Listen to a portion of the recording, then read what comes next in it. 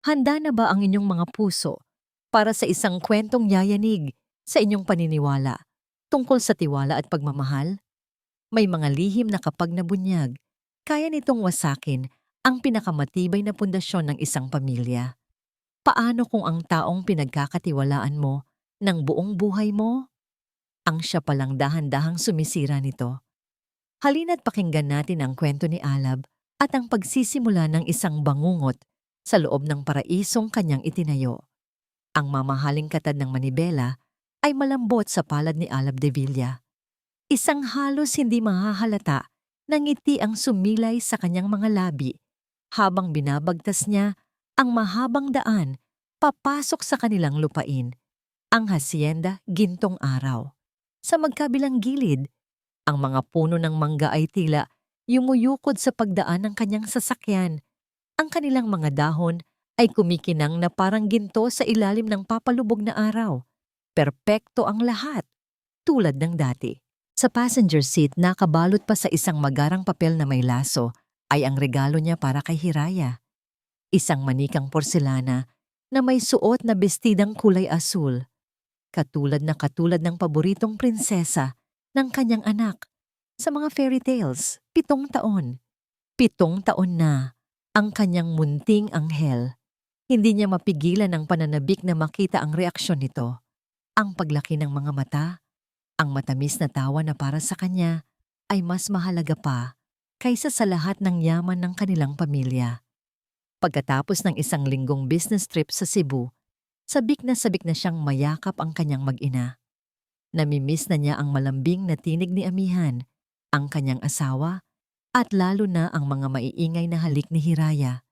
Ito ang kanyang mundo. Ang hacienda Gintong Araw, si Amihan at si Hiraya. Sila ang kanyang paraiso. Ngunit nang iparada niya ang sasakyan sa harap ng malaking pinto ng mansyon, isang hindi pangkaraniwang katahimikan ang sumalubong sa kanya. Karaniwan, sa pagdating pa lamang ng tunog ng kanyang kotse, ay sasalubungin na siya ng takbo at sigaw ni Hiraya. "Daddy! Daddy's home!" Ngayon, tanging ang marahang ihip ng hangin ang kanyang naririnig. "Amihan, Hiraya," tawag niya pagpasok sa loob.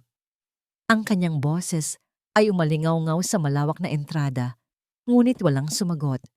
Nagsimulang kumabog ng bahagya ang kanyang dibdib. Dahan-dahan niyang inilapag ang kanyang briefcase sa sahig. "Anak? Mommy?" Naglakad siya papunta sa sala. Walang tao. Sa kusina, malinis ang lahat. Ang kakaibang katahimikan ay nagsimulang magbigay sa kanya ng kaba. May mali. At sa kanya naalala, ang playroom, ang paboritong lugar ni Hiraya sa buong mundo. Mabilis ang mga hakbang na tinungo niya ang silid sa dulo ng pasilyo. Bahagyang nakaawang ang pinto. "Hiraya, anak! Andito na si Da." Natigil ang mga salita sa kanyang lalamunan. Ang regalong hawak niya ay bumagsak mula sa kanyang nanginginig na kamay. Lumikha ng isang malakas na kalabog sa sahig na gawa sa nara. Doon, sa gitna ng mga laruan, sa tabi ng paborito nitong manika, nakahandusay ang kanyang anak. Maputla ang mga labi ni Hiraya at ang kanyang dibdib ay halos hindi gumagalaw. "Hiraya!" Sigaw niya, isang sigaw na puno ng pagkasindak. Para siyang sinaksak ng libu-libong karayom. Ang mundo niya ay biglang umikot. Lumuhod siya sa tabi ng anak. Nanginginig ang mga kamay habang hinahawakan ang malamig nitong pisngi. "Anak! Anak! Gumising ka! Anong nangyari?" Hindi ito sumasagot. Kasabay ng kanyang pagsigaw ng tulong ay ang paglabas ni Amihan mula sa kanilang silid. Suot ang isang sutalang roba. Ang itsura niya ay puno ng pagkalito, na agad na palitan ng matinding gulat nang makita ang eksena. "Diyos ko! Alab! Anong nangyari?" Tili niya. Tumakbo palapit. Ang kanyang mukha ay nabahiran ng perpektong pag-aalala. Ngunit wala ng oras si Alab para sa mga tanong. Binuhat niya ang walang malay na katawan ni Hiraya. "Tumawag ka ng ambulansya. Bilis!" Ang mga sumunod na sandali ay isang malabong pagkakasunod-sunod ng sindak at kaguluhan. Ang tunog ng sirena, ang mga paramedic na sumusugod papasok, ang mabilis na pagbiyahe papunta sa ospital. Si Amihan ay humahagulgol sa kanyang tabi, isang larawan ng isang ina na nawawasak ang puso.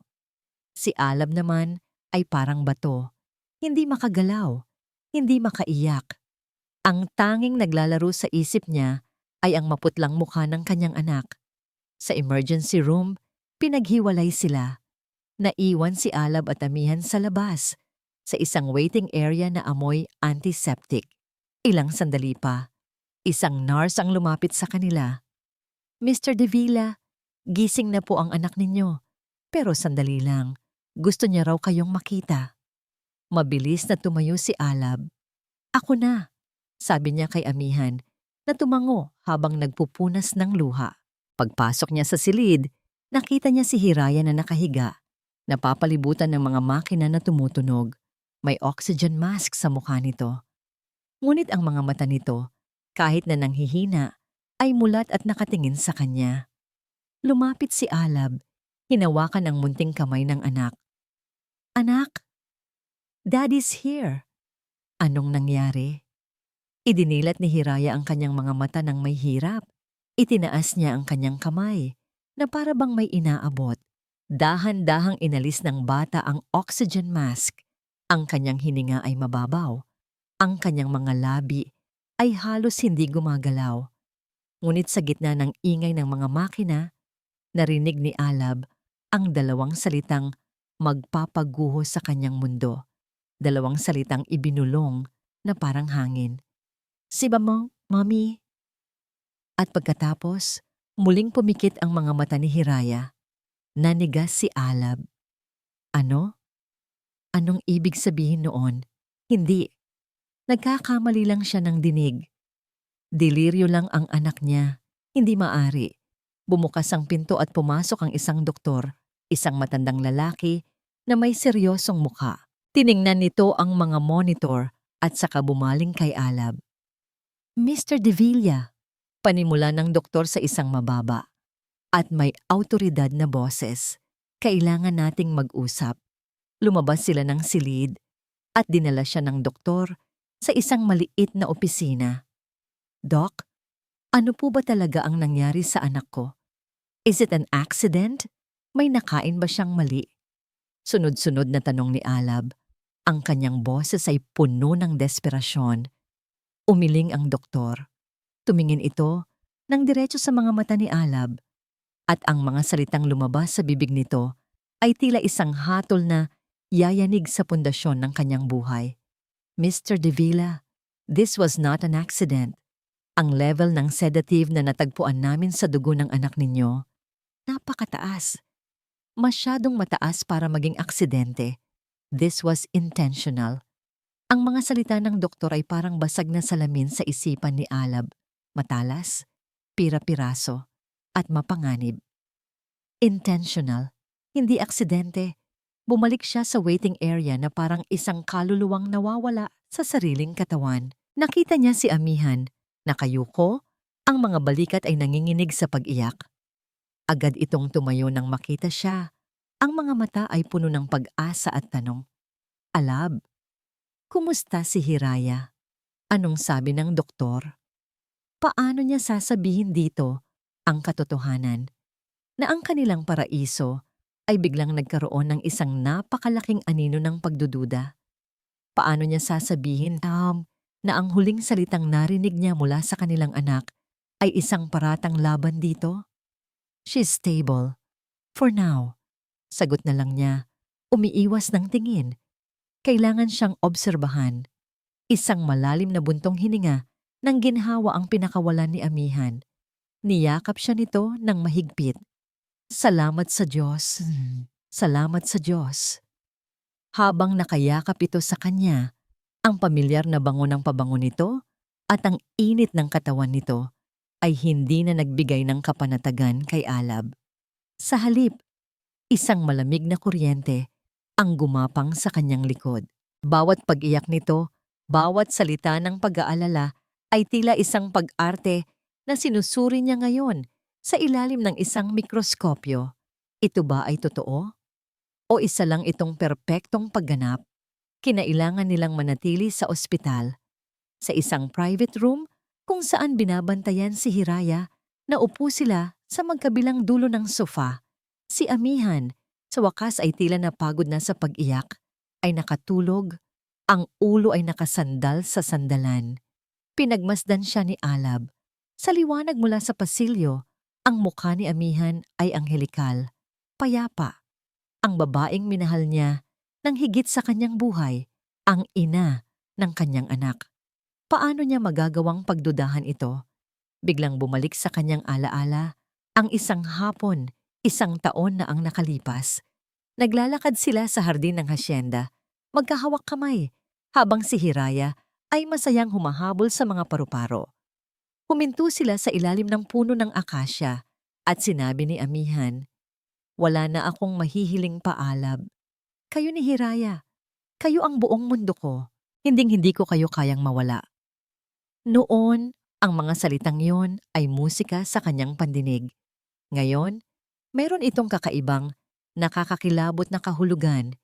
Hinding-hindi ko kayo kayang mawala. Anong kayang gawin ng isang tao para hindi mawala ang lahat sa kanya? Hindi na siya mapakali. Kailangan niyang umalis doon. Kailangan niyang mag-isip. "Mag-uuwi lang ako saglit," bulong niya sa natutulog na asawa. "Kukuha ako ng mga damit natin." Hindi ito gumalaw. Sa kanyang pag-uwi sa hasyenda, ang katahimikan ng mansyon ay mas mabigat na ngayon, mas nakakabingi. Hindi na ito katahimikan ng kapayapaan, kundi katahimikan ng isang krimen. Dumiretso siya sa silid ni Hiraya. Ang lahat ay nasa ayos, maliban sa porselanang manika na nakakalat pa rin sa sahig. Isang paalala ng naudlot na sorpresa. Umupo siya sa maliit na kama ng anak at isang bagay ang pumukaw sa kanyang atensyon. Sa ibabaw ng bedside table, sa ilalim ng lampara, ay ang maliit na diary ni Hiraya na may kulay rosas na pabalat. Binuksan niya ito nang may pag-aalinlangan. Puno ito ng mga guhit ng bata at mga simpleng pangungusap tungkol sa kanyang araw. Ngunit nang marating niya ang pinakahuling pahina na may sulat, nanigas ang kanyang mga daliri. Ang sulat kamay ni Hiraya ay nanginginig, iba sa karaniwan. June 12, nakita ko ang sikreto ni Mommy sa bodega. Takot ako. Bodega? Anong sikreto? At bakit ito ikakatakot ng isang bata? Paulit-ulit na binasa ni Alab ang mga salita. Sikreto ni Mommy. Isang malamig na pawis ang nagsimulang mamuo sa kanyang noo. Isinara niya ang diary at itinago ito sa kanyang bulsa. Ang pagdududa ay hindi na isang anino lamang. Isa na itong halimaw na nagsisimulang magkaanyo. Ang kanyang mga paa ay may sariling isip. Dinala siya nito palayo sa silid ng anak niya. Palayo sa anumang alaala ng kaligayahan. Isang lugar lang ang pumasok sa kanyang isipan. Ang private study ni Amihan. Ang tanging lugar sa mansyon na itinuturing nitong kanya lamang. Isang lugar na bihirang-bihira niyang pasukin bilang respeto sa personal na espasyo nito. Ngunit ngayon, wala nang lugar ang respeto. Napalitan na ito ng isang desperadong pangangailangan na malaman ang katotohanan. Pagpihit niya sa seradura, bumukas ang pinto ng walang tunog. Sumalubong sa kanya ang amoy ng mamahaling papel at ang banayad na pabango ni Amihan. Ang lahat sa loob ay perpektong nakaayos. Ang mga libro sa estante ay nakaayos ayon sa kulay. Ang mga pluma sa ibabaw ng kanyang mesa ay nakahanay na parang mga sundalo. Ito ang mundo ni Amihan. Kontrolado, malinis, walang anumang bahid ng gulo. Para siyang isang magnanakaw sa sarili niyang pamamahay. Nagsimula siyang maghalongkat. Binuksan niya ang mga drawer ng lamesa, isa-isa. Mga resibo mula sa mga charity event, mga sulat pasasalamat, mga plano para sa hardin. Walang kahina-hinala. Walang anumang bagay na magpapatunay sa halimaw na nabubuo sa kanyang isipan. Napaupo siya sa upuan ni Amihan na pasabunot sa sariling buhok. Baka nga nababaliw na siya. Baka dala lang ng pagod at pag-aalala. Baka ang sinabi ni Hiraya ay bunga lang ng lagnat at gamot. Ngunit ang mga salita sa diary, nakita ko ang sikreto ni Mommy sa bodega. Takot ako. Muli niyang inilibot ang kanyang mga mata sa silid, naghahanap ng kahit ano, kahit pinakamaliit na bagay na hindi tama. At doon, sa likod ng mesa, ang atensyon niya ay napako sa isang malaking bookshelf na gawa sa mahogany. Puno ito ng mga klasikong nobela, ngunit may isang bagay na kakaiba. Isang bahagi ng bookshelf, sa pinakailalim na hilera, ay tila mas malinis kaysa sa iba, na para bang madalas itong galawin. Tumayo siya at lumapit. Hinaplos niya ang gilid ng kahoy. Matigas, walang galaw. Ngunit nang itulak niya ito ng may kaunting diin, narinig niya ang isang mahinang click at ang isang panel ng bookshelf ay bahagyang umusad papasok. Nanlamig ang buo niyang katawan. Isang sikretong lagayan. Nanginginig ang mga kamay na binuksan niya ito. Sa loob, isang maliit na espasyo ang tumambad sa kanya. May isang maliit na metal na kahon sa loob. Dahan-dahan niya itong kinuha at ipinatong sa mesa. Binuksan niya ang kahon. Ang puso niya ay dumadagundong na parang tambol. Sa loob, nakita niya ang ilang maliliit na bote na may mga etiketang medikal na halos nabura na.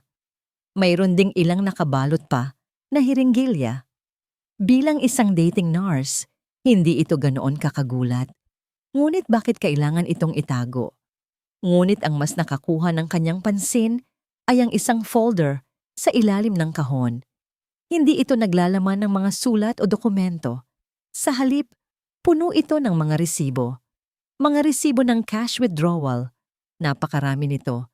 Naipon sa loob ng maraming taon. Halos pare-pareho ang halaga. Isang malaking halaga na kinuha mula sa isang account na hindi niya kilala. Minsan sa isang buwan. Bawat buwan. Tuloy-tuloy.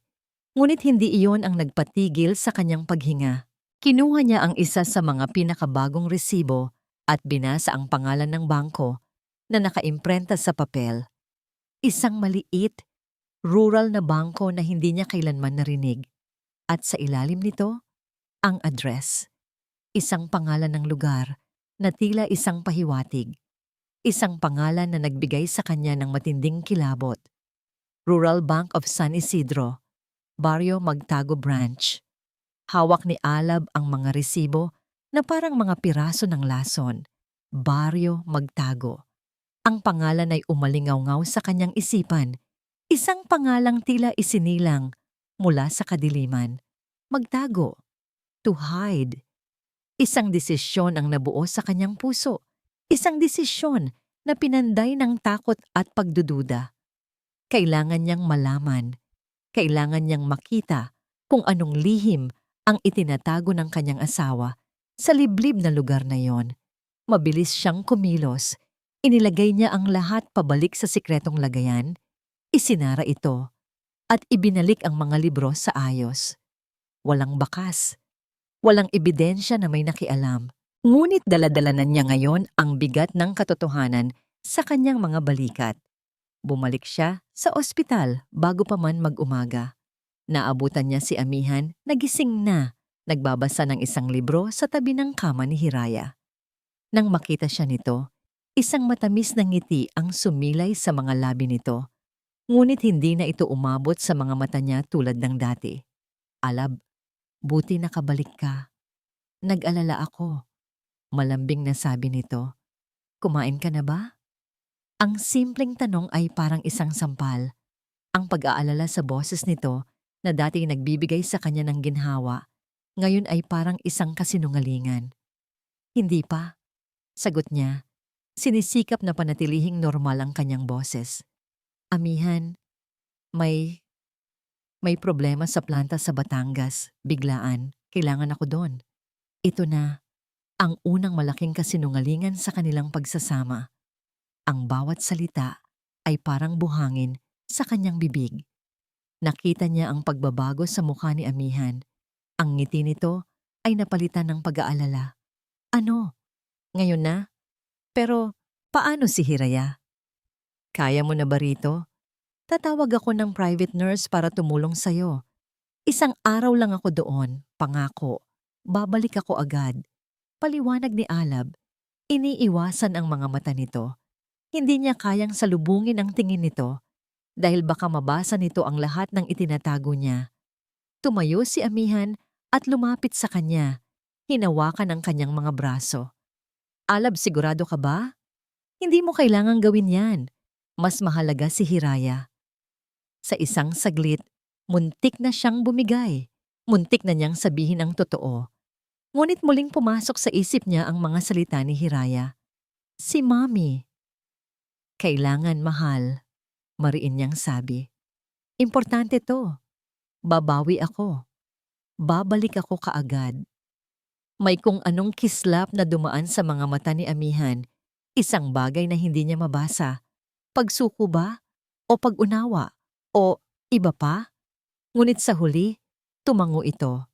Sige, mag-iingat ka, mahal. Tawagan mo kami. Hinalikan niya ito sa noo. Isang halik na walang init, walang pakiramdam. At pagkatapos, hinalikan niya si Hiraya na mahimbing na natutulog. Babalik si Daddy, anak.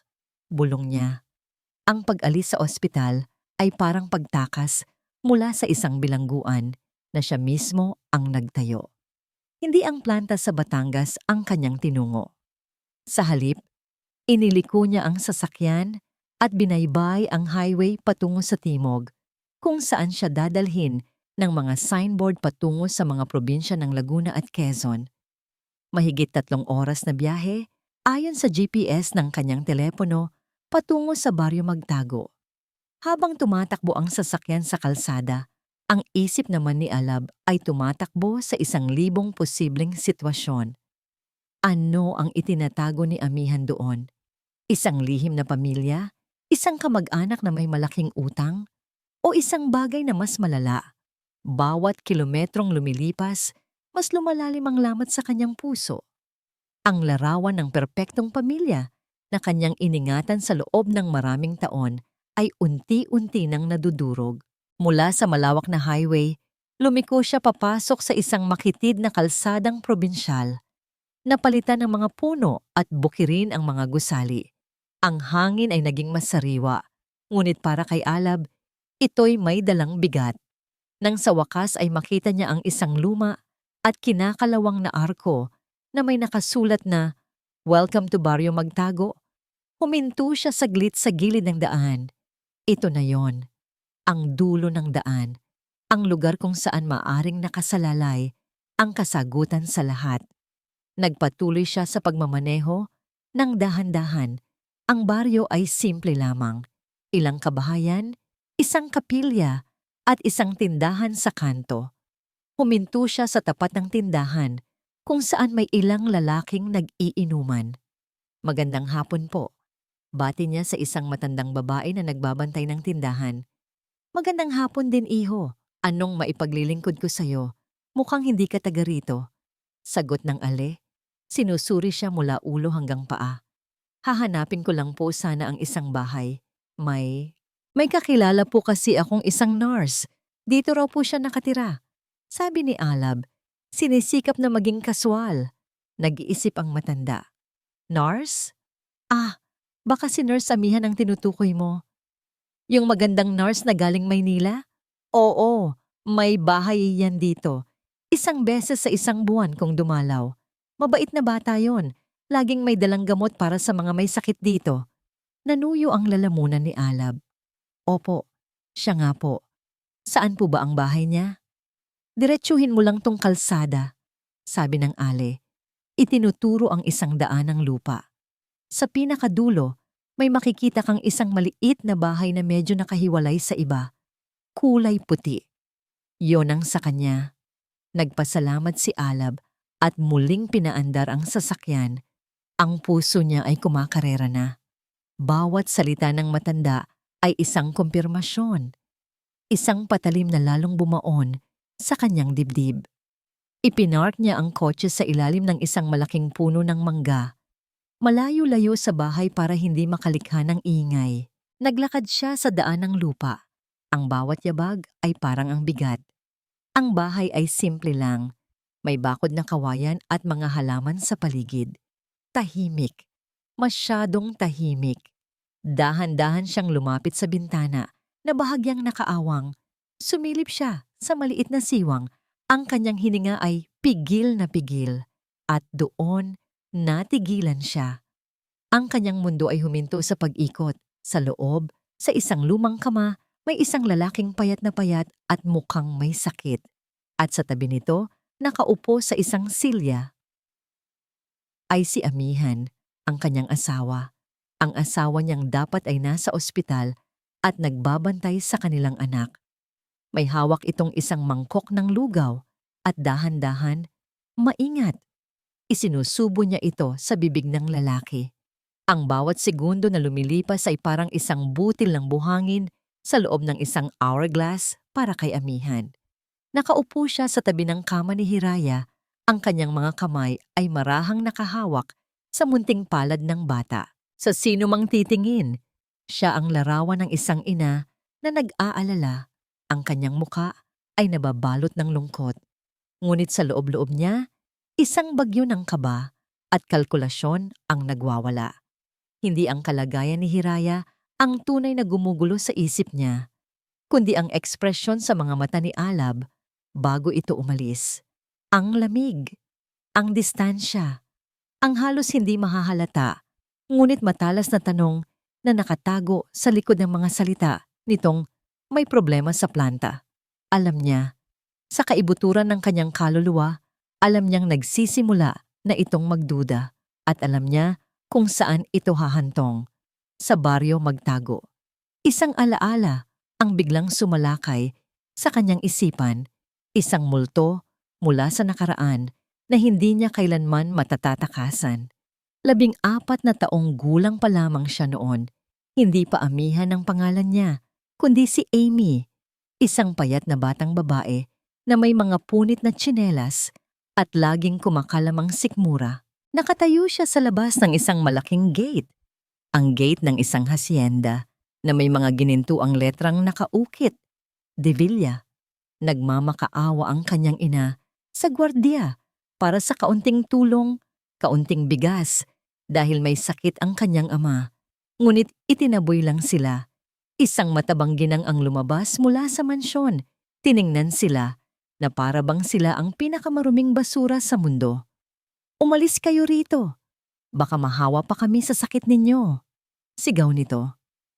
Ang kahihiyan, ang galit, ang pangako na binuo niya sa kanyang sarili sa araw na yon, na hinding-hindi na siya muling magiging isang anino na tinatapakan. Gagawin niya ang lahat para makatayo sa liwanag, kahit na mga hulugan pa ito ng paglakad sa dilim. Napabalik siya sa kasalukuyan nang maramdaman niyang gumalaw ang daliri ni Hiraya. Tiningnan niya ang anak. Ang inosenteng mukha nito. Isang bahagi niya ang nasasaktan sa nangyari dito. Isang aksidente. Isang kakilakilabot na pagkakamali. Ngunit ang mas malaking bahagi niya ay alam na kailangan itong mangyari para protektahan ang lahat ng kanyang pinaghirapan. "Excuse me po, ma'am," sabi ng isang nurse. "Kailangan lang po naming palitan ang dextrose ni Hiraya." Ito na ang pagkakataon niya. "Sige, Hija. Salamat," sabi niya. Ngumiti ng matamis. "May naiwan lang ako sa kotse. Babalikan ko lang." Ngunit hindi sa kotse ang punta niya. Mabilis siyang bumalik sa hacienda. Kailangan niyang makasiguro. Dumiretso siya sa kanyang private study. Ang lahat ay mukhang nasa ayos. Ngunit dahil sa kanyang metikulosong kalikasan, alam niya ang eksaktong posisyon ng bawat bagay. Kinabahan siya nang makita ito. Ang librong Don Quixote sa pinakailalim na hilera ng bookshelf. Bahagya itong nakausli. Mga 2 milimetro lamang. Halos hindi mapapansin ng kahit sino. Pero hindi sa kanya. Alam niyang iyon ang aklat na pinakamalapit sa sikretong trangka. Alam na niya. Ang kaba sa kanyang dibdib ay napalitan ng isang malamig na determinasyon. May plano siya para rito. Matagal na niyang inihanda ang sarili para sa araw na ito. Kinuha niya ang kanyang burner phone mula sa isang nakatagong drawer, isang teleponong Walang makakapag-trace kung kanino. Nag-dial siya ng isang numero. Isang sagot lang ang hinintay niya. Opo? Sagot ng isang babae sa kabilang linya.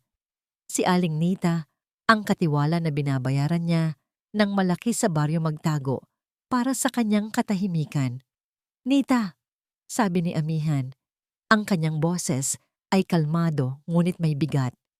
Makinig kang mabuti. Papunta na marahil diyan ang asawa ko, si Alab. Ano po? Paano? Huwag ka nang magtanong, putol ni Amihan. Gawin mo ang eksaktong napag-usapan natin. Ang kwento. Sundin mo ang bawat detalye. Maliwanag? Oo po, ma'am. Maliwanag po. At isa pa, tawagan mo ako agad kapag nakita mo na siya. Masusunod po. Ibinaba niya ang tawag. Huminga siya ng malalim.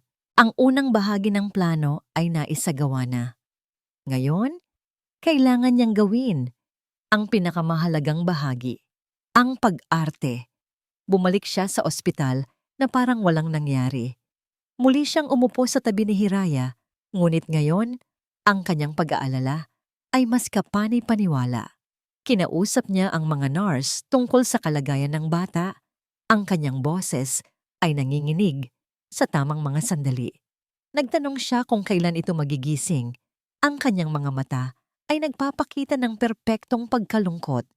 Sino mang makakita sa kanya ay sasabihing isa siyang ulirang ina na dinudurog ng trahedya. Sa bawat minuto, sinusulyapan niya ang kanyang cellphone na nasa silent mode. Naghihintay. Nag-aabang. Ang bawat tunog sa pasilyo, ang bawat pagbukas ng pinto ay nagpapatindig ng kanyang balahibo. At pagkatapos ng halos 2 oras na parang walang katapusan, nag-vibrate ang telepono sa kanyang bulsa. Isang text message mula sa numerong hindi nakarehistro. Binuksan niya ito nang hindi ipinapahalata. 2 salita lang ang laman nito. Andito na siya. Ibinulsa niyang muli ang telepono. Huminga siya ng malalim. Dahan-dahan, ang maskara ng nag-aalalang ina ay nawala sa kanyang muka habang walang ibang nakatingin. Ang lungkot sa kanyang mga mata ay napalitan ng isang matalim at malamig na determinasyon. Ang malambot na kurba ng kanyang mga labi ay naging isang tuwid at matigas na linya. Tumingin siya sa bintana, sa kawalan. Ang lahat ng kanyang pinaghirapan, ang lahat ng kanyang isinakripisyo ay nakasalalay sa mga susunod na oras. Hindi siya papayag na bumalik sa pagiging anino. Humarap siya sa pintuan ng silid na para bang nakikita niya si Alab sa kabilang dulo ng probinsya. At sa isang bulong na tanging siya lang ang makakarinig, sinabi niya ang mga salitang magsisimula sa susunod na yugto ng kanyang mapanganib na laro. Oras na. Nakatayo si Alab sa labas ng bintana na parang isang estatwang gawa sa yelo. Ang tanging gumagalaw sa kanya ay ang mabilis na pagtibok ng kanyang puso sa loob ng kanyang dibdib. Ang bawat subo ng lugaw na ibinibigay ni Amihan sa estrangherong lalaki ay parang isang patalim na itinarak sa kanyang likod. Si Amihan, ang asawa niyang dapat ay nasa tabi ng kanilang nag-aagaw buhay na anak. Narito, nag-aalaga ng ibang lalaki. Ang pagdududa na dati isang anino lamang ay naging isang dambuhalang halimaw na sumasakmal sa kanyang buong pagkatao. Ang galit, isang emosyon na bihira niyang maramdaman, ay biglang umakyat mula sa kanyang sikmura na parang kumukulong asido. Hindi na siya nag-isip. Tinulak niya ang sarili palayo sa bintana at sa ilang malalaking hakbang, narating niya ang pinto. Hindi na siya kumatok. Ginamit niya ang buong bigat ng kanyang katawan at puwersahang itinulak ang pinto. Blag! Ang tunog ng bumukas na pinto ay umaling-awngaw sa maliit na bahay. Ang mangkok na hawak ni Amihan ay nahulog sa sahig. Kumalat ang lugaw sa sementadong sahig. Napatayo si Amihan. Ang kanyang mukha ay nabahira ng purong gulat at takot. Alab!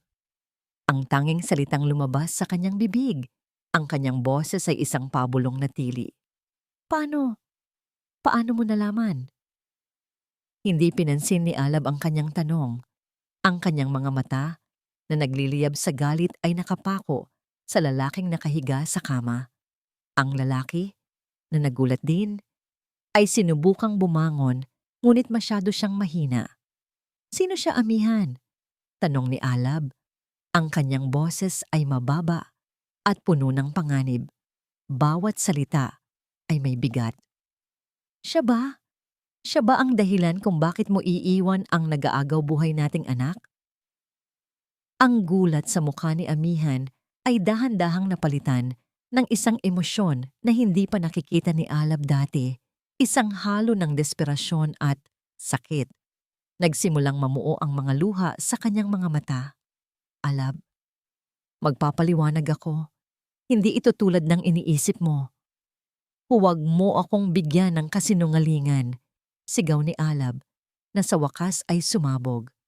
Nakita ko ang mga resibo, ang mga withdrawal. Ilang taon mo nang ginagawa ito sa likod ko? Sino ang lalaking ito? Sumagot ka. Dito na tuluyang humagulgol si amihan. Ang kanyang mga balikat ay nanginginig. Para siyang isang tau-tauhan na naputulan ng tali. Patawarin mo ako, Alab. Patawarin mo ako sa hindi ko pagsasabi sa'yo. Habang nagaganap ang komprontasyon, ang lalaki sa kama ay patuloy na nakatitig kay Alab. Mayroong pagkilala sa kanyang mga mata. Kahit na nababalot ng sakit ang kanyang mukha, mayroong isang bagay na pamilyar. Alam kong galit ka, sabi ni amihan sa gitna ng kanyang mga hikbi. Pero ginawa ko lang to. Ginawa ko to para protektahan ka. Protektahan ako? Sa paanong paraan, amihan? Sa pamamagitan ng pagtataksil sa akin? Hindi, sigaw ni amihan. At pagkatapos, tumingin siya sa lalaki sa kama at saka muling ibinalik ang tingin kay Alab. Ang kanyang mga mata ay puno ng isang mabigat na katotohanan. Tingnan mo siyang mabuti, Alab. Tingnan mo ang kanyang mga mata. Naguguluhan at labag sa kanyang kalooban. Sinunod ni Alab ang sinabi nito. Binalingan niya ang lalaki na ngayon ay nakatingin din sa kanya nang may luha sa mga mata. Sinuri ni Alab ang kanyang mukha, ang payat na mga pisngi, ang maputlang balat. Ngunit ang mga matang yon, ang hugis, ang kulay abong tulad ng sa ama nila, ang mga mata ng pamilya De Villa. Biglang nanlamig ang buong katawan ni Alab. Ang galit ay napalitan ng isang nakakabinging pagkalito. Hindi maaari. Bulong niya. Shahad. Nagsimulang magsalita ang lalaki sa kama. Ang kanyang boses ay mahina at garalgal. Kuya Alab. Isang kidlat ang tila tumama kay Alab. Ang boses na yon, kahit na nanghihina, ay nagbukas ng isang pinto sa kanyang alaala na matagal na niyang isinara. Ang pangalang lumabas sa kanyang bibig na parang isang panalangin. Ikaw ba yan, Sinag? Si Sinag, ang nakababata niyang kapatid. Ang kapatid niyang 10 taon na niyang pinaniniwala ang patay na, nasunog sa isang car crash, kasama ang kanilang mga magulang. Ako nga, kuya, sagot ni Sinag. Tuluyan nang bumuhos ang kanyang mga luha. Napaatras si Alab na parang nasuntok. Ang kanyang mga binti ay nanghina. Napasandal siya sa pader. Si Sinag, buhay. Ang kapatid niya ay buhay. At si amihan, alam nito. Alam nito sa buong panahon. Bumaling siya kay amihan. Ang kanyang mga mata ay nagtatanong ng 1,000 katanungan. Noong una kaming magkakilala, panimula ni amihan, ang kanyang boses ay nanginginig pa rin, ngunit mas matatag na. Bago pa kita makilala, Alab, isa akong volunteer nurse sa isang public hospital. Doon ko siya nakita. Isa siyang John Doe, walang pagkakakilanlan, nagtamo ng matinding pinsala sa ulo mula sa aksidente. May amnesia siya, walang maalala. Inalagaan ko siya.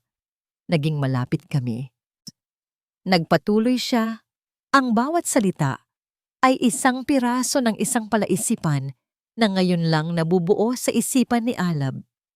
Ilang taon ang lumipas. Nang makilala kita at naging tayo at nakita ko ang mga litrato ng pamilya ninyo, doon ko nakilala. Doon ko napagtanto kung sino siya. Siya si Sinag. Bakit, bakit hindi mo sinabi sa akin? Tanong ni Alab. Ang kanyang boses ay basag. Ang galit ay nawala. Napalitan ng isang malalim na sakit at pagkalito. Dito, yumuko si Amihan, hindi makatingin sa kanya. Dahil natakot ako, bulong nito. Natakot ako, Alab. Mahal na kita noon.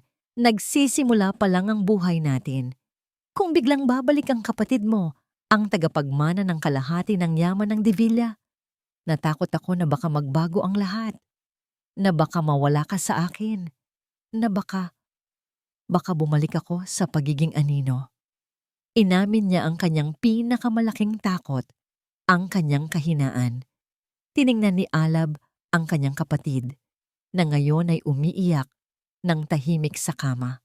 Tiningnan niya ang kanyang asawa, na nakaluhod na ngayon sa sahig, wasak at talunan. Ang buong mundo niya, ang buong katotohanan ng kanyang buhay, ay nabaliktad sa loob lamang ng ilang minuto. Mayroon siyang kapatid, at ang asawa niya ay nagsinungaling sa loob ng maraming taon. Ngunit may isang tanong na mas mahalaga kaysa sa lahat. Isang tanong na may kinalaman sa buhay at kamatayan. Lumapit siya kay Amihan, lumuhod sa harap nito, at itinaas ang baba nito para magtama ang kanilang mga mata. Ang kanyang boses ay seryoso at walang emosyon. Ang bagay na ito, Amihan, may kinalaman ba ito kay Hiraya? Tumingin si Amihan sa kanya. Ang kanyang mga mata ay puno ng luha, ngunit may katapatan. Itinaas nito ang kanang kamay na parang nanunumpa. Wala, Alab. Pinapangako ko, kahit anong kasalanan ko sa'yo, hinding-hindi ko sasaktan ang anak natin. Mahal na mahal ko si Hiraya. Walang kinalaman ang pagtatago ko kay Sinag sa nangyari sa kanya. Maniwala ka sa akin. Ang biyahe pabalik sa Maynila ay nababalot ng isang mabigat at nakakabinging katahimikan. Si Sinag, na nanghihina, ay inalalayan ni Alab sa backseat, kung saan ito agad nakatulog dahil sa pagod. Si Amihan naman ay nasa passenger seat, tahimik na nakatingin sa labas ng bintana. Si Alab ang nagmamaneho, ngunit ang kanyang isip ay wala sa daan. Ito ay nasa isang digmaan. Isang bahagi niya ang nagsasabing dapat siyang maniwala. Ang paliwanag ni Amihan, kahit na puno ng panlilinlang, ay may bahid ng katotohanan. Ang kanyang takot sa kahirapan, ang kanyang pagnanais na protektahan ang kanilang relasyon, at ang kapatid niya. Buhay si Sinag, isang himala. Isang himalang dinala sa kanya sa isang baluktot na paraan ni Amihan. Ngunit ang isa pang bahagi niya, ang bahaging pinakain ng mga salita ni Hiraya at ng mga natuklasan niya sa study, ay sumisigaw ng pag-iingat. Ang pangako ni Amihan na wala itong kinalaman sa nangyari kay Hiraya ay parang isang matamis na pulot na maaaring may nakatagong lason. Paano niya pagkakatiwalaan ang isang babaeng nagawang magtago ng ganito kalaking sikreto sa loob ng maraming taon? Ang pagmamahal niya dito at ang pagdududa ay naglalaban sa loob niya, at ang bawat isa ay nag-iiwan ng sariwang sugat. Sa halip na umuwi sa hasyenda, isang lugar na ngayon ay nabahiran na ng kasinungalingan. Dinala ni Alab si Sinag sa isa sa mga pinakamagaling na ospital sa bansa. Kumuha siya ng isang private suite at sinigurong ang pinakamahuhusay na doktor ang titingin dito.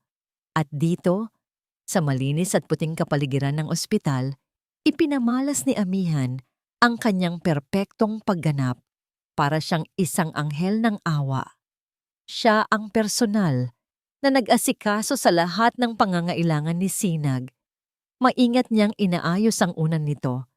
Siya ang matiyagang nagpapakain dito kapag oras na ng pagkain. Kausap niya ang mga nurse sa isang mahinahon at propesyonal na paraan na nagbibigay ng mga detalye tungkol sa kondisyon ni Sinag na siya lang ang nakakaalam. Ang lahat ng nurse at doktor ay humanga sa kanyang dedikasyon. Napakaswerte po ng kapatid ninyo, Sir Alab, sabi ng isang batang nurse sa kanya isang hapon. Bihira po kaming makakita ng hipag na ganyan ka, maalaga. Halos hindi na po niya iniiwan. Ngumiti lang si Alab, isang pilit na ngiti na hindi umabot sa kanyang mga mata. Pakiramdam niya ay siya ang kontrabida sa sarili niyang kwento. Ang lahat sa paligid niya ay nakikita si Amihan bilang isang santa, habang siya, sa kanyang kalooban, ay tinitingnan ito bilang isang suspek. Para siyang nababaliw. Isang araw, naabutan niya si Sinag. Nagising at medyo malakas na. Nakaupo si Amihan sa tabi nito. Binabasahan ito ng isang pahayagan. "Kuya," tawag sa kanya ni Sinag. Isang matamis na ngiti ang sumilay sa payat nitong mukha. "Halika." Lumapit si Alab.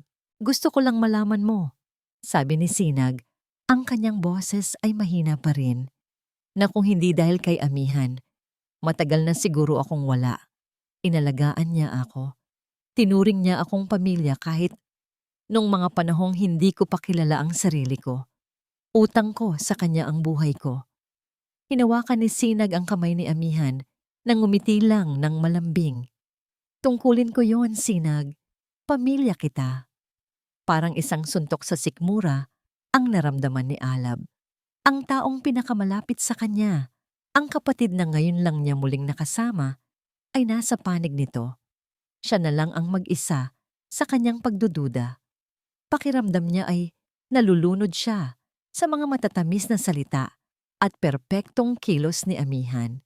Kinabukasan, nagpa siya siyang kausapin ng head doctor na humahawak sa kaso ni Sinag, isang matandang neurologist na nagngangalang Dr. Manlapas. "Good morning, Mr. De Villa," bati ng doktor. "Please have a seat." "Doc, gusto ko lang pong malaman, ano po ba talaga ang findings ninyo? Bakit ganito kahina ang kapatid ko?" tanong ni Alab. Sumandal ang doktor sa kanyang upuan, ang kanyang mga daliri ay magkasalikop sa ibabaw ng mesa. Mayroon siyang seryosong ekspresyon. "Well, ang initial diagnosis natin ay epekto ng matinding head trauma mula sa kanyang aksidente noon na pinalala ng malnutrition. Pero mayroon akong ibang napapansin." "Ano po iyon, Doc?" Tumingin si Dr. Manlapas sa kanya ng diretso.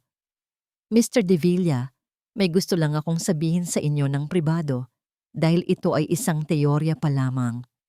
Huminto ito saglit na para bang nag-iisip ng tamang mga salita. "Kakaiba ang mga sintomas ng kapatid ninyo. Ang chronic weakness, ang pagkawala ng memorya, ang panginginig ng mga kalamnan. Sa totoo lang, ang mga ito ay kahawig ng mga sintomas ng isang taong dahan-dahang nalalason ng heavy metals sa loob ng mahabang panahon." Ang mga salita ay tumama kay Alab na parang isang malakas na sampal. Dahan-dahang nalalason, nanlamig ang kanyang mga kamay. Nagsimulang umikot ang kanyang paningin. Ang mga matatamis na salita ni Amihan, ang perpektong pag-aalaga nito, ang lugaw na isinusubo nito kay Sinag sa baryo Magtago. Lahat ay biglang nagkaroon ng isang madilim at nakakakilabot na bagong kahulugan. Ang mga salita ni Dr. Manlapas ay nag-iwan ng isang malalim na lamat sa isipan ni Alab. Dahan-dahang nalalason. Ang teoryang iyon ay hindi na niya maialis sa kanyang ulo. Ngunit wala siyang patunay. Tanging isang hinala na, kung sasabihin niya kanino man, ay magmumukha siyang isang paranoid na asawa na sinisiraan ng kanyang malaanghel na asawa. Samantala, sa loob ng suite ng ospital, si Sinag ay unti-unting lumalakas. Sa bawat araw na lumilipas, sa ilalim ng wastong medikal na atensyon at nutrisyon, ang ulap sa kanyang isipan ay dahan-dahang humahawi. Ang mga piraso ng kanyang nakaraan, na dati malabo at pira-piraso, ay nagsisimulang magkaroon ng kulay at hugis. Hindi na lamang ang aksidente ang kanyang naaalala, kundi pati na rin ang mga taon na ginugol niya sa maliit na bahay sa baryo Magtago. Isang hapon, habang nag-iisa siya sa silid at pinagmamasdan ang pagpatak ng ulan sa bintana, isang alaala ang biglang pumasok sa kanyang isip. Nakahiga siya sa kanyang kama, tulad ng dati. Pumasok si Amihan, dala ang kanyang tanghalian. Ngunit sa pagkakataong ito, hindi niya sinabi kay Sinag ang karaniwang kwento na abala si Alab sa trabaho. Sa halip, umupo ito sa tabi niya, ang muka ay balisa. Magagalit si Alab kapag nalaman niyang buhay ka. Sabi ni Amihan, ang kanyang boses ay malungkot. Ayaw na niyang maalala ang nakaraan. Nag-iisa na lang siya sa yaman ng pamilya.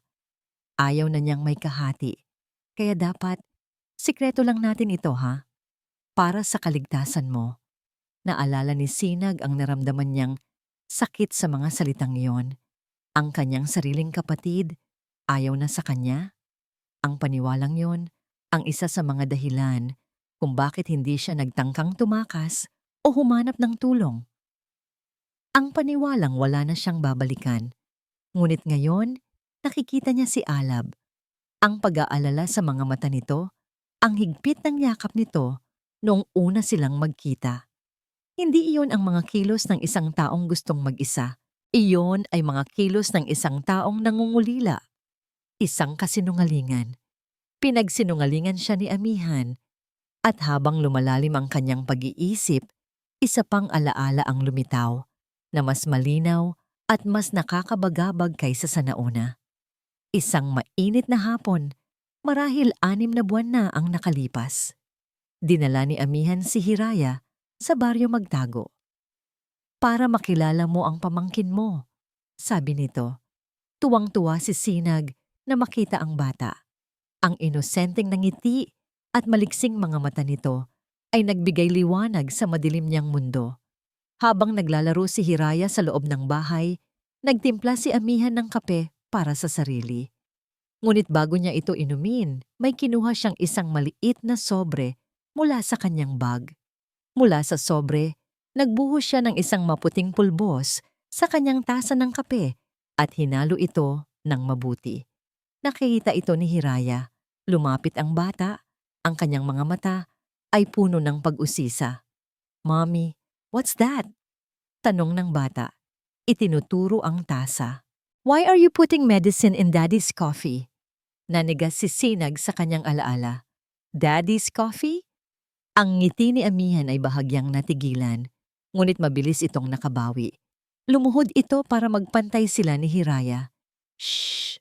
This is a secret, sweetie," malambing na sabi ni Amihan. "This is a special vitamin for Daddy. It makes him strong. Pero ayaw ni Daddy na malaman ng iba. Kaya secret lang natin. Okay? Promise?" Tumango si Hiraya. Ang kanyang mga mata ay nanlalaki sa ideya ng isang sikreto. "Promise, Mommy." Naalala ni Sinag ang itsura sa mukha ni Amihan sa sandaling iyon. Ang ngiti nito ay matamis, ngunit ang mga mata nito, mayroong takot. Isang malamig na takot na ngayon lang niya naintindihan. Ang alaala ay napakalinaw, napakatotoo. Ang pulbos, ang kape, ang sikreto. Kasabay ng pagpasok ni Alab sa silid, sinubukan ni Sinag na bumangon. Ang kanyang paghinga ay mabilis. Ang kanyang puso ay dumadagundong. "Kuya," tawag niya. Ang kanyang boses ay nanginginig. "Sinag, anong nangyayari? Ayos ka lang ba?" Nag-aalalang tanong ni Alab na mabilis na lumapit sa kanya. Si Hiraya," hirap na sabi ni Sinag. "Naalala ko, nakita niya si Amihan." Kumunot ang noo ni Alab. "Nakita? Nakita ang ano?" Tumingin si Sinag sa kanyang kapatid. Ang kanyang mga mata ay puno ng isang kakilakilabot na babala. "Ang kape, kuya. May inilalagay si Amihan sa kape mo tuwing umaga. Isang pulbos."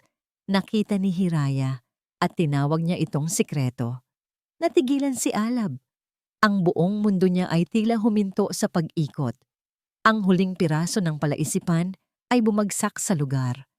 Ang pagkalason ni Hiraya, hindi ito dahil sa pagtatago kay Sinag. Ito ay dahil may natuklasan si Hiraya na mas malala pa.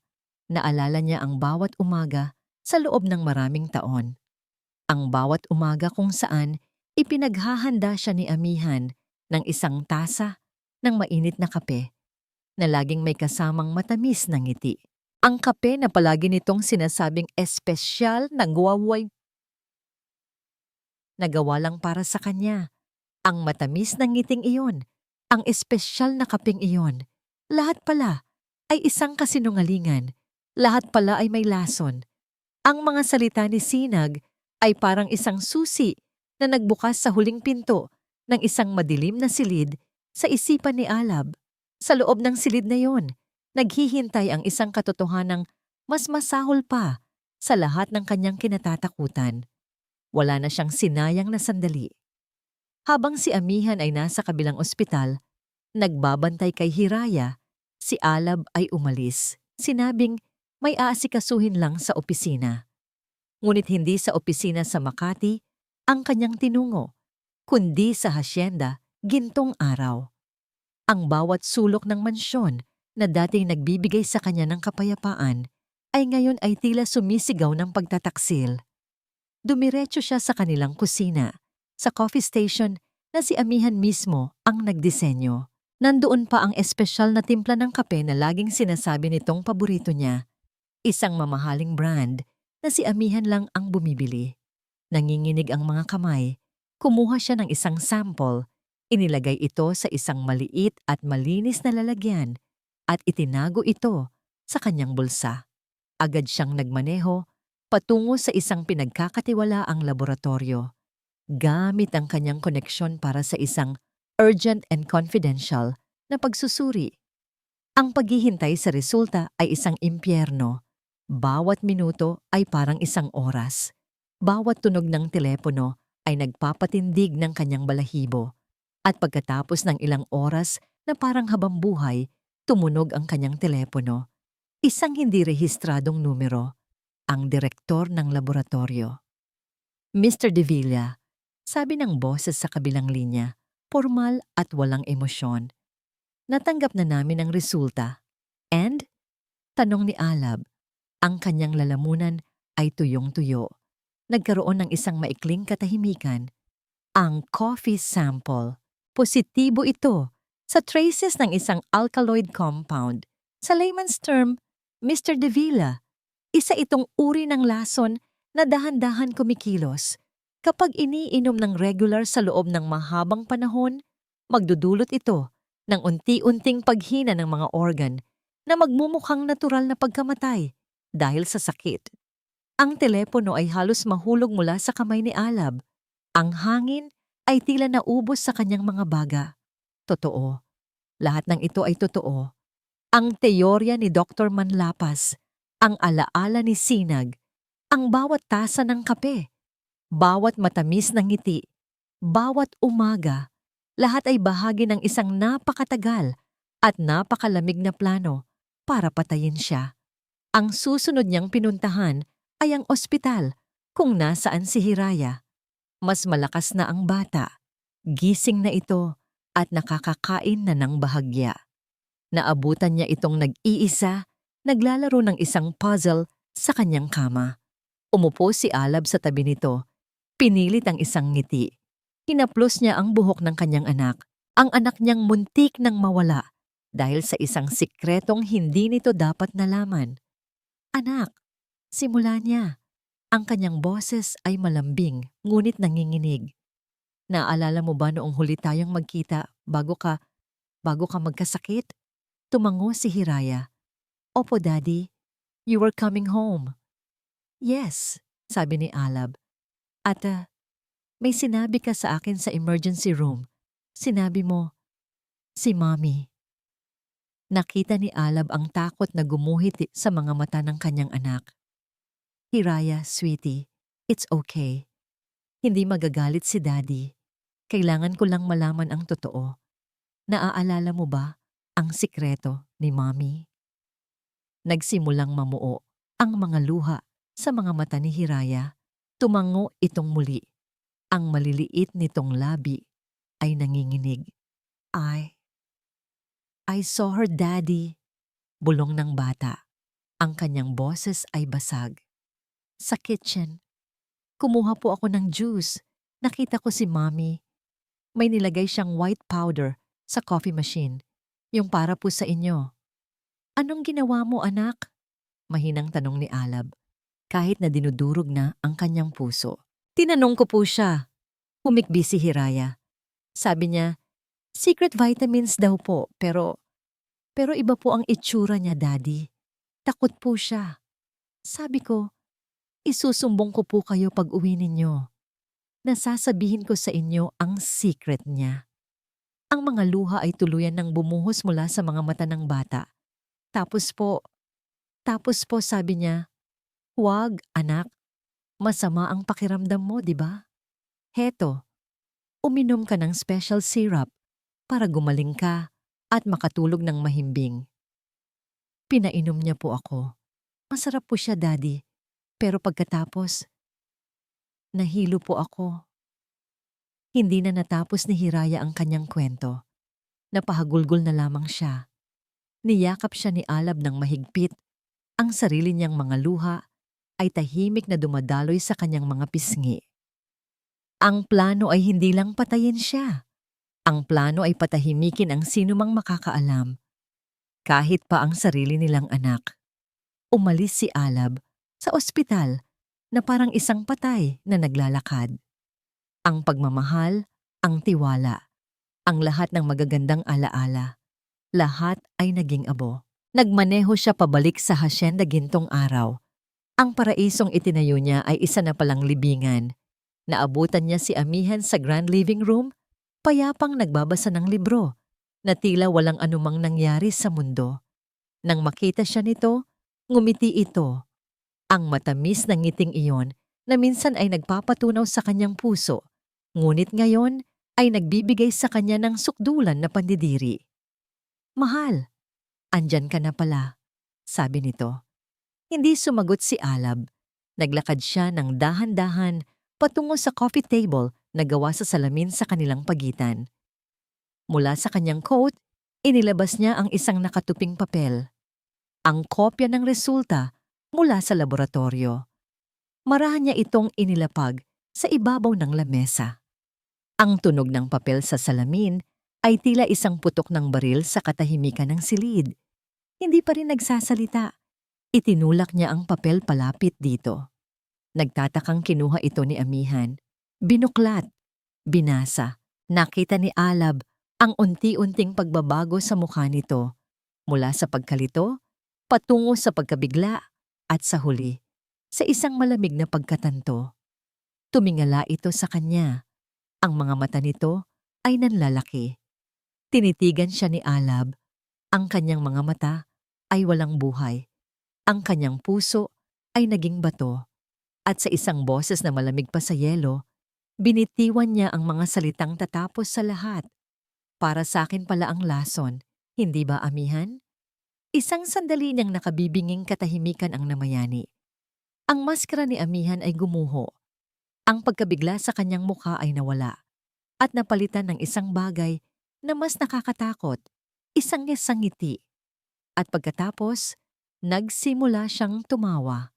Hindi isang tawa ng tuwa, kundi isang tawa na walang kaluluwa, malamig at baliw. Isang tawa na umalingaw-ngaw sa buong mansyon na sinisira ang huling piraso ng kanilang paraiso. Ang tawa ni Amihan ay parang mga bubog na umiikot sa loob ng marangyang sala. Bawat hagik-gik ay tumatagos sa puso ni Alab. Winawasak ang anumang natitirang piraso ng pagmamahal na naroon. Ito na ang katapusan. Ang lahat ng maskara ay bumagsak na. Tumigil siya sa pagtawa ng biglaan at ang katahimikan na pumalit ay mas nakakakilabot pa. Dahan-dahan siyang tumayo. Ang kanyang mga mata ay nag-aapoy sa isang kakaibang liwanag. Isang halo ng galit, kabaliwan, at isang malalim na pait. Wala na ang malambing na Amihan na kanyang kilala. Ang nakatayo sa harap niya ngayon ay isang estranghera. Oo, sabi niya. Ang kanyang boses ay kalmado ngunit puno ng kamandag. Para sa'yo nga. At malapit na sana. Ilang buwan na lang siguro, Alab. Ilang buwan na lang at ang lahat ng ito, ikinumpas niya ang kanyang kamay sa paligid, ay magiging akin na lang. Walang kahati, walang anino ng nakaraan. Hindi makapaniwala si Alab sa kanyang narinig.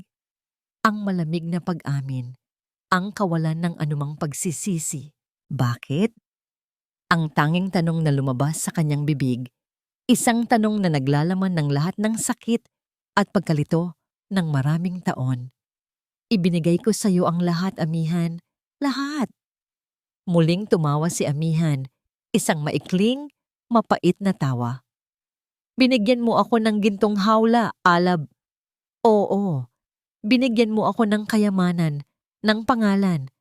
Pero araw-araw, sa tuwing tinitingnan ko ang mga pader ng hasyenda gintong araw na ito, naaalala ko ang araw na itinaboy kami ng nanay mo na parang mga aso sa labas ng gate ninyo.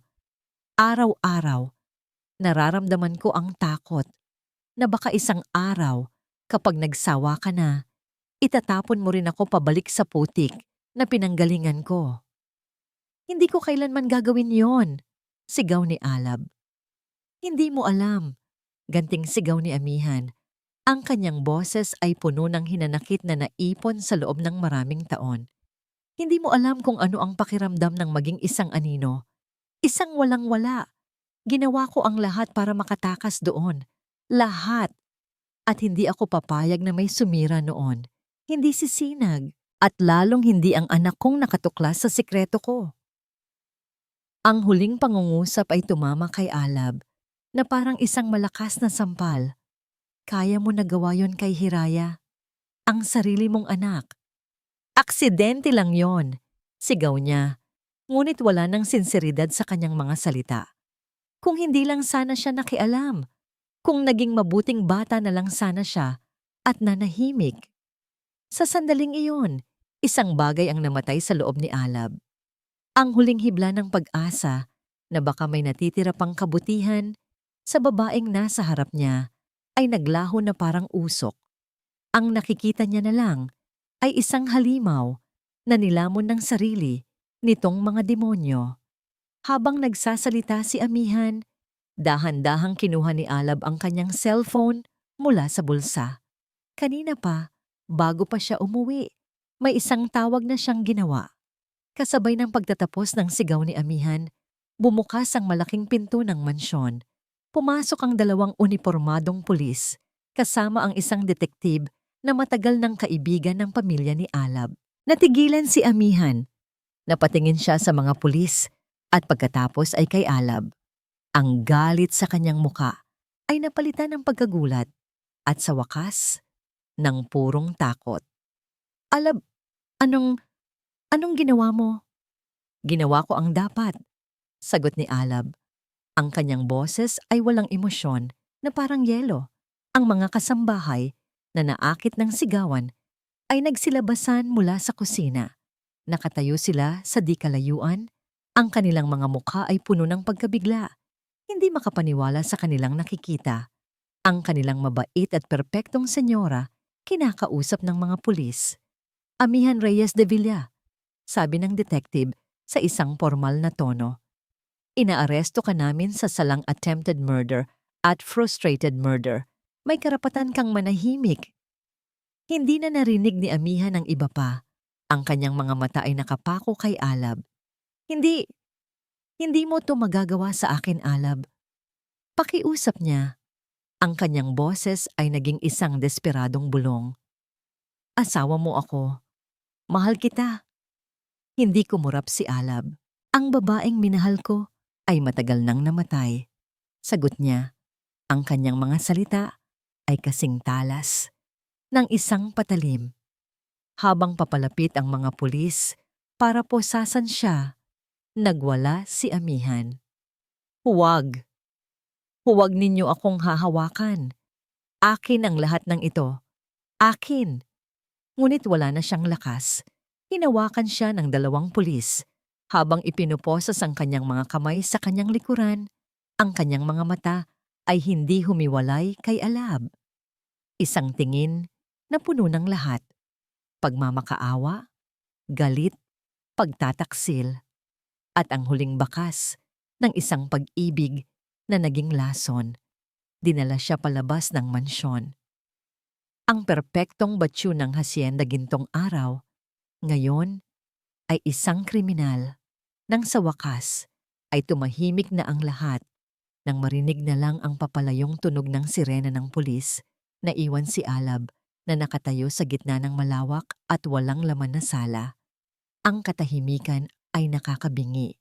Tumingin siya sa paligid, sa mga mamahaling muebles, sa mga naglalakihang painting, sa chandelier na kumikinang. Lahat ng ito ay simbolo ng isang buhay na itinayo sa isang pundasyong gawa sa buhangin. Isang magandang panaginip na naging isang kakilakilabot na bangungot. Ang lakas na nagpatatag sa kanya sa buong komprontasyon ay biglang nawala. Ang kanyang mga binti ay nanghina. Ang kanyang mga tuhod ay bumigay. Napaluhod siya sa malamig na marmol na sahig. At doon, sa gitna ng mga guho ng kanyang perpektong buhay, sa unang pagkakataon mula nang magsimula ang lahat ng ito, si Alab de Villa ay humagulgol na parang isang batang nawawala. Lumipas ang ilang linggo na tila mga taon sa loob ng hasyenda gintong araw. Ang dating masayang tahanan ay nababalot na ngayon ng isang mabigat na katahimikan na binabasag lamang ng paminsan-minsang tunog ng mga gamit na inililipat o ng mahinang usapan ng mga kasambahay. Para kay Alab, ang bawat araw ay isang pakikibaka laban sa mga alaala, laban sa mga paano kung, at laban sa sakit ng isang pagtataksil na napakalalim. Isang gabi, habang pinipilit niyang isubsob ang sarili sa trabaho sa loob ng kanyang study, isang lugar na ngayon ay tila kulungan. Pumasok ang isa sa kanyang mga pinagkakatiwalaang tauhan. Inabot nito sa kanya ang isang selyadong sobre. "Pinabibigay po ng abogado ninyo, sir. Galing daw po sa Muntinlupa." Alam na agad ni Alab kung kanino galing. Ang simple at puting sobre at ang pamilyar na eleganteng sulat kamay sa harap nito na nagsusulat ng kanyang pangalan ay nagpabilis ng tibok ng kanyang puso. Galing kay Amiana. Sa isang iglap, gusto niya itong lukutin, itapon, sunugin. Gusto niyang burahin ang huling piraso nito sa kanyang buhay. Ngunit isang puwersa, marahil ang huling hibla ng nakaraan, o isang desperadong pangangailangan na maunawaan kung paano humantong ang lahat sa trahedyang ito, ang pumigil sa kanya.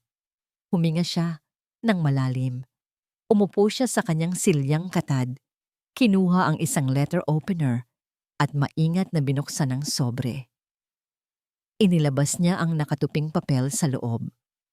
Habang binabasa niya ang mga salitang nakasulat, ang boses ni Amihan ay tila bumalik mula sa kawalan, mahinahon at malinaw, na bumubulong sa katahimikan ng silid.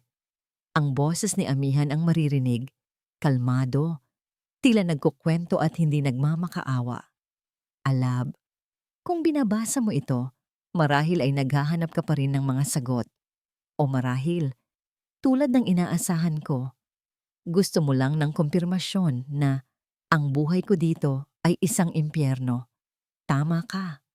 Ito nga ay isang impyerno. Ngunit hindi ako sumusulat para humingi ng iyong awa at lalong hindi para humingi ng tawad. Alam kong walang salita ang makakapagpunas sa mga kasalanan ko. Sumusulat ako dahil may utang ako sa iyo. Hindi ng paliwanag, kundi ng katotohanan. Ang katotohanan kung sino ang babaeng minahal mo at kung paano siya naging ang halimaw na sumira sa iyo. Ang mga kwento ko sa iyo tungkol sa aking pagkabata, lahat iyon ay kasinungalingan. Hindi simple ang buhay namin. Ang salitang mas angkop ay miserable. Naaalala ko ang amoy ng lupa tuwing bumabagyo dahil tumutulo ang bubong ng aming barong-barong. Naalala ko ang pakiramdam ng matulog ng gutom at ang mas masahol pa, ang kahihiyan sa mga mata ng aking mga magulang. Higit sa lahat, naaalala ko ang araw na yon sa labas ng inyong gate. Kami nagmamakaawa para sa tulong. Ang inyong pamilya'y tumingin sa amin na parang dumi. Ang mga salita ng iyong ina ay nakaukit pa rin sa aking isipan. Sa araw na yon, isang galit ang nabuo sa puso ko at isang pangako. Hinding-hindi na ako muling magiging isang anino na madaling tapakan. At pagkatapos, dumating ka. Ikaw ang naging araw sa madilim kong mundo. Alab. Sa piling mo sa unang pagkakataon, naramdaman ko ang pagiging mahalaga. Naramdaman kong nakatayo ako sa liwanag. Ang bawat sandali natin noon, ang ating unang date, ang ating kasal, ang pagsilang ni Hiraya, lahat iyon ay totoo. Ang pagmamahal ko sa'yo, sa simula, ay totoo at dalisay. Minahal kita ng buong buo, sa paraang hindi ko akalaing posible. Ikaw ang naging katuparan ng aking pangarap na makatakas sa anino. Ngunit hindi nawala ang anino, laging nakabuntot. Sa bawat mamahaling regalo, sa bawat papuri, may isang tinig sa aking isipan na nagsasabi, "Huwag kang masanay. Hindi ka nababagay dito. Isang araw, malalaman niya ang tunay mong pagkatao at itatapon ka niya pabalik sa wala." Ang pagmamahal ko ay unti-unting nilamon ng takot. Ang takot na yon ang nagtulak sa akin na maging sakim. Kailangan kong kontrolin ang lahat, angkinin ang lahat, para masigurong hinding-hindi ako mawawalan. Ang pagtago ko kay Sinag, ang dahan-dahang paglason sa'yo. Hindi yun simpleng kasakiman sa pera. Alab, iyon ay kasakiman sa seguridad. Ang pera ang sandata, para masigurong hinding-hindi na ako muling magiging ang batang babaeng nagmamakaawa sa labas ng gate. At sa aking pagiging desperado, hindi ko na malaya na ako na mismo ang lumilikha ng sarili kong kadiliman. Ako na mismo ang naging anino. Hindi ko hinihiling ang iyong kapatawaran. Walang halaga iyon. Ang tanging hinihiling ko ay balang araw. Marahil ay mauunawaan mo, hindi ang krimen, kundi ang takot na pinagmulan nito. Huwag mo akong kaawaan, Alab. Ang huli kong hiling ay ito. Alalahanin mo na lang na minsan may isang aninong umibig sa araw ng sobra-sobra. Kaya ninais nitong lamunin ito ng buo. Nagmamahal sa paraang alam niya. Amihan. Matapos basahin ang sulat, nanatiling nakatitig si Alab sa papel. Ang mga salita ay lumalangoy sa kanyang isipan. Ang galit niya ay hindi nawala. Ang sakit ay nandoon pa rin. Ngunit sa ilalim ng lahat ng yon, may isang bagong emosyon na lumitaw. Isang trahedyang pagkaunawa. Hindi ito pagpapatawad, ngunit isang malungkot na pagtanggap sa kung paanong ang isang tao, kahit na minsan ay may kabutihan, ay maaaring masira ng sarili nitong mga demonyo. Dahan-dahan siyang tumayo. Ang bawat galaw ay may bigat. Naglakad siya patungo sa fireplace na hindi pa nasisindihan mula noong gabing iyon. Hindi na niya kailangang basahin muli ang sulat. Isang beses ay sapat na. Itinupi niya ito ng maingat, ibinalik sa sobre. At sa isang kilos na pinalat simboliko, inihagis niya ang buong sobre sa malamig na abo ng fireplace. Hindi niya ito sinunog. Hinayaan lang niya itong manatili roon. Isang paalala ng isang nakaraang kailangan niyang iwanan. Isang liham mula sa isang anino na hindi na niya kailanman bibigyan pa ng liwanag. Tumalikod siya mula sa fireplace, isang desisyon ang nabuo sa kanyang puso. Ang kabanata ni Amihan ay tapos na. Panahon na para simulan ang pagsulat ng susunod kahit gaano pa ito kahirap. Ilang buwan na ang lumipas. Ang malakas na bagyo ng katotohanan at pagtataksil ay humupa na. At ang natira na lamang ay ang mga wasak na piraso ng isang pamilyang sinubok ng tadhana. Ang hacienda Gintong Araw, na minsan ay naging isang malamig at tahimik na lugar, ay unti-unti nang nagkakaroon muli ng mahinang tibok ng buhay. Ang paghilom ay hindi mabilis. Hindi ito isang tuwid na linya. Ito ay binubuo ng maliliit na hakbang. Minsan ay pasulong, minsan ay paurong. At para kay Alab, ang bawat maliit na hakbang na yon ay isang biyaya. Isang umaga, habang nagbabasa siya ng mga ulat sa kanyang study, isang tunog ang pumilit sa kanya na huminto. Isang tunog na matagal na niyang hindi naririnig sa loob ng kanilang pamamahay. Isang tawa, isang dalisay, at masayang tawa ng isang bata. Dahan-dahan siyang tumayo at sinundan ng tunog. Dinala siya nito sa sala, kung saan nakaupo si Sinag sa sofa at si Hiraya ay nakatayo sa harap nito. Ang mga kamay ay nasa baywang na tila isang maliit na komedyante. And then, sabi ng isda sa pusa, "Eh di meow," sabi ni Hiraya, na sinundan ng isa pang malakas na halakhak. Tumawa rin si Sinag, isang tunay at maligayang tawa na nagbigay kulay sa maputla pa nitong mukha. "Ang galing-galing naman ng pamangkin ko. Saan mo nakuha yung joke na yan?" "Kay Yaya po," sagot ni Hiraya. Halatang ipinagmamalaki ang sarili. Ito ang unang pagkakataon mula nang mangyari ang lahat na nakita ni Alab ang kanyang anak na maging isang bata muli. Walang takot, walang bigat sa mga mata. Nakatayo lang si Alab sa may pintuan, nagmamasid. Isang bukol ang namuo sa kanyang lalamunan. Ang simpleng tunog ng tawanan ng kanyang anak at kapatid ay mas mahalaga pa sa anumang yaman na mayroon siya. Ito ang unang sinag ng pag-asa. Ang paghilom ay dumating din sa anyo ng bagong tungkulin. Habang lumalakas si Sinag, nagsimula itong magpakita ng interes sa negosyo ng pamilya. Isang hapon, dinala ni Alab si Sinag sa kanyang opisina sa hasyenda. "Hindi ko alam kung paano magsisimula," pag-amin ni Sinag habang tinitingnan ang mga papeles sa mesa.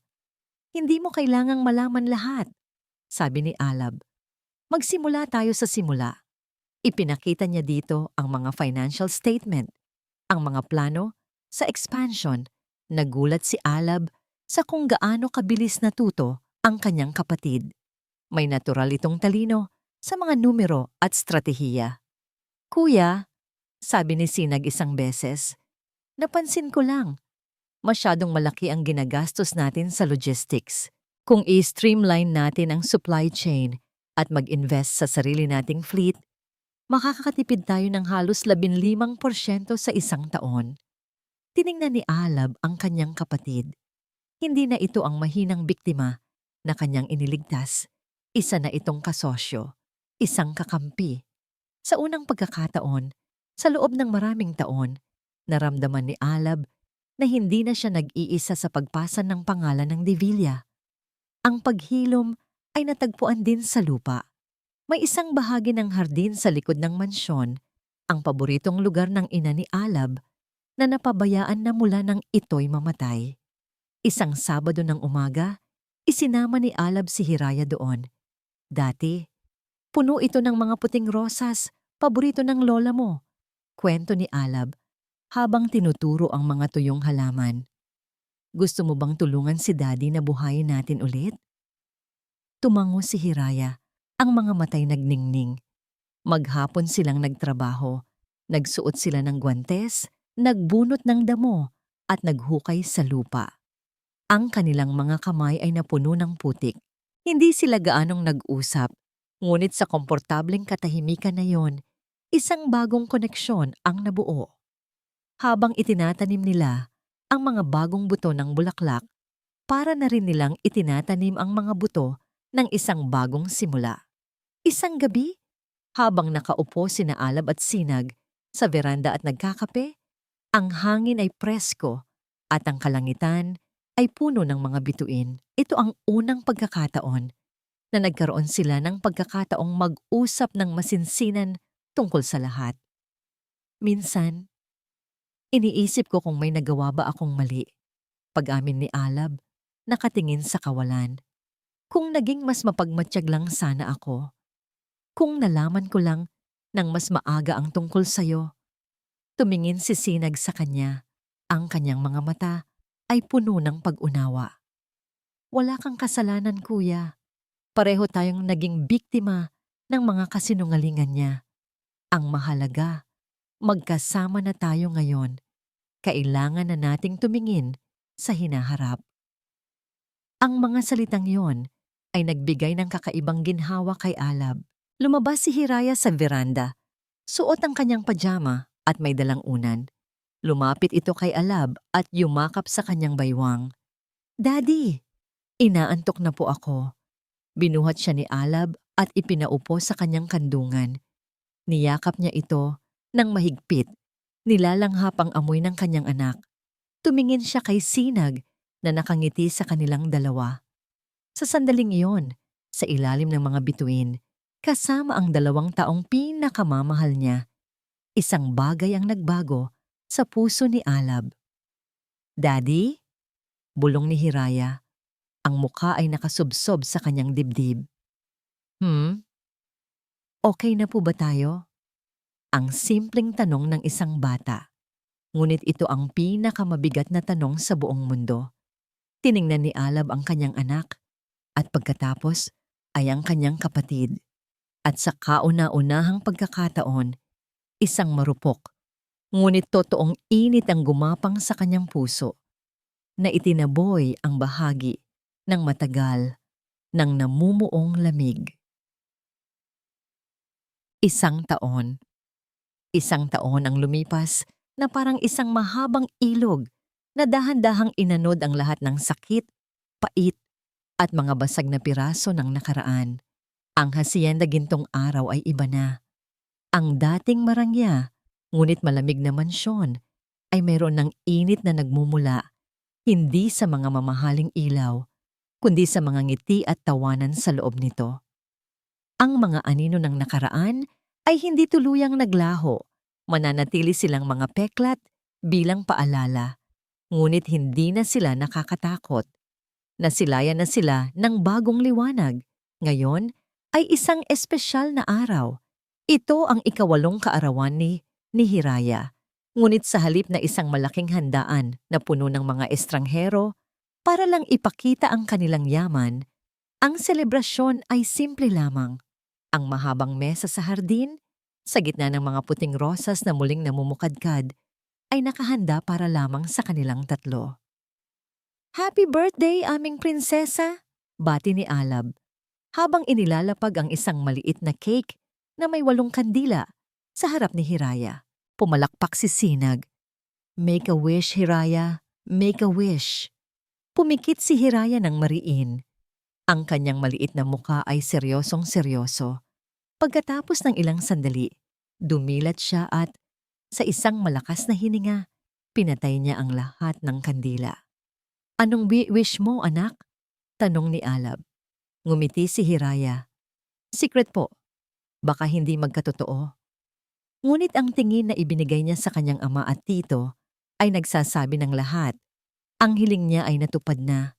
Narito na sila, magkakasama. Habang kumakain sila ng cake, inabot ni Alab ang isang sobre kay Sinag. "Para saan to, kuya?" Nagtatakang tanong nito. "Buksan mo," sabi ni Alab. Nakangiti. Binuksan ito ni Sinag. Sa loob ay mga papeles, mga legal na dokumento. Nang mabasa niya ang nilalaman, nanlaki ang kanyang mga mata. "Kuya, totoo ba to?" "Oo," sagot ni Alab. Simula sa araw na ito, opisyal nang magbubukas ang Liwanag Foundation, isang charity na itinatag sa pangalan ng ating ina. At ikaw, itinuro niya ang kapatid, ang magiging direktor nito. Gagamitin natin ang bahagi ng yaman ng Devilla para tulungan ang mga pamilyang nangangailangan, ang mga batang may sakit, ang mga taong tulad ng dati nating sarili.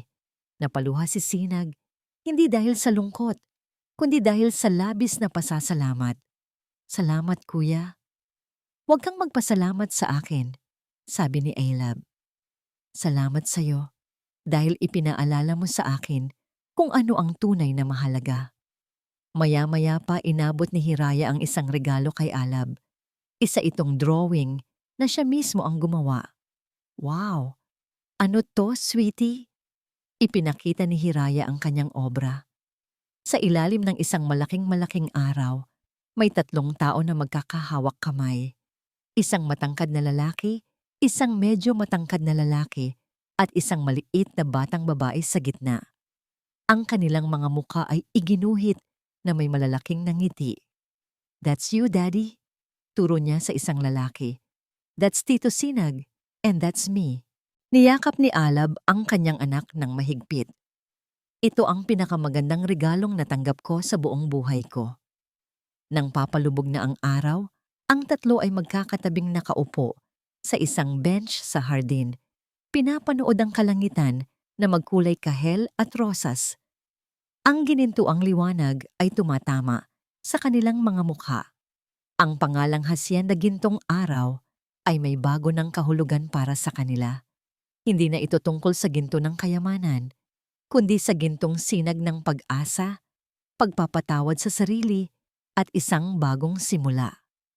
Tumingin si Alab sa kanyang kapatid na ngayon ay malusog na at puno ng bagong layunin sa buhay. Tumingin siya sa kanyang anak na ang tawa ay muling naging musika sa kanilang tahanan. Ang mga peklat sa kanilang mga puso ay naroon pa rin, ngunit hindi na sila masakit kapag hinahawakan. Sila na ngayon ay isang testamento ng kanilang katatagan. "Daddy!"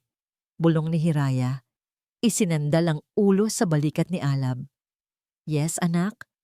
I love you po." "I love you more, Hiraya," sagot ni Alab. "I love you both," dagdag niya. Tinitingnan si Sinag na tumango at ngumiti. Sa paglubog ng araw, sa isang tahimik at payapang sandali, nahanap ng pamilya De Villa ang kanilang tunay na yaman. Hindi sa mga lupain o sa mga numero sa bangko, kundi sa simpleng katotohanan na sa kabila ng pinakamadilim na bagyo, basta't magkakasama sila, palaging may bagong sinag na sisikat sa kinabukasan. Ang kanilang kwento ng pagtataksil ay natapos na, at ang kanilang kwento ng paghilom ay nagsisimula pa lamang, at dito po nagtatapos ang ating kwento. Isang paglalakbay na nagturo sa atin ng isang mahalagang aral, na ang katotohanan, gaano man ito kasakit, ang siyang tanging pundasyon na maaaring pagtayuan muli ng tiwala at pag-asa.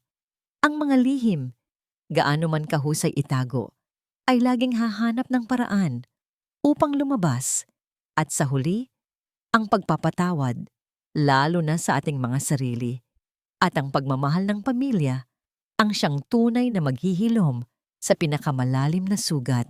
Maraming salamat po sa inyong walang sawang pagsubaybay at pakikinig. Sana po ay may napulot kayong aral at inspirasyon sa kwento ni na Alab, Sinag, at Hiraya. Kung meron po kayong mga saloobin o komento, o kung may mga uri ng kwento kayong nais marinig sa susunod, huwag po kayong mag-atubiling i-comment sa ibaba. Ang inyong boses ay mahalaga po sa amin. Hindi dito nagtatapos ang ating paglalakbay. Marami pa pong kwentong kasing ganda at mas puno ng aral dito sa aming channel. Kung nagustuhan nyo ang kwentong ito, i-like, i-share sa pamilya at mga kaibigan. At mag-subscribe na rin para lagi kayong updated sa mga susunod pa naming kwento. I-click nyo ang notification bell para kayo ang unang makarinig kapag may bago kaming upload. Pagpalain po kayo ng Panginoon, kayo at ang inyong buong pamilya. Hanggang sa muli!